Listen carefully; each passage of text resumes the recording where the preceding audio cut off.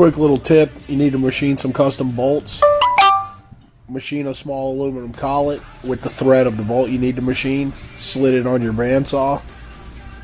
And then when you install it in your lathe, it'll squeeze on the threads and hold the bolt. No worry about damaging the threads, and you can machine the heads any way you need.